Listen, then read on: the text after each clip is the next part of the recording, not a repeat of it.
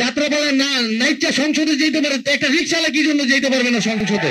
আমার গায়ে যদি কেউ একটা হাত দেয়, এই বাংলাদেশের মানুষ কেউ ছাড়বে না।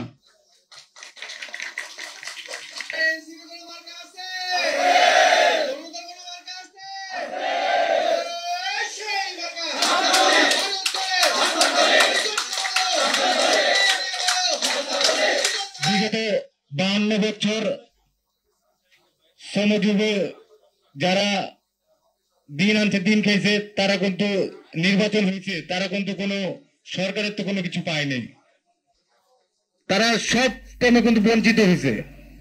তা আমরা এই যে ফেসিবাদ বিগত 17 বছর দেশ চালাইছে, এই তাদের বিরুদ্ধে যারা এই কথা বলছে তাদেরকে গুম করছে, খুন করছে, তাদেরকে মনে করেন ই করছে, কেউ কথা বলতে পারেনি।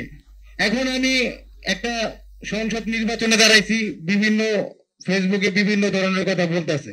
ভাই আমরা ওইসব ধরনের কথা পড়া করি না, আমরা গুলিকে ভয় পাইনি, আমরা গুলিকে ভয় পাইনি। আর আমার সাথে ভাই যেটা সত্যি কথা, আমার সাথে কোনো কর্মী নাই, আমি কোনো কর্মী নিয়ে চলি না, আমার সাথে সাধারণ জনগণ আছে, আমার সাথে সাধারণ ছাত্র আছে, আমার সাথে সাধারণ প্রবাসীরা আছে। আমার গায়ে যদি কেউ একটা হাত দেয়, এই বাংলাদেশের মানুষ কেউ ছাড়বে না। আমি একটা কথাই বলতে চাই, আমি জনগণের পক্ষে, আমি রিক্সাওয়ালাদের পক্ষে। শ্রমিক যেই টাইমে বিপদে পড়বে ওই টাইমে সুজন বুক পেতে দাঁড়াবে।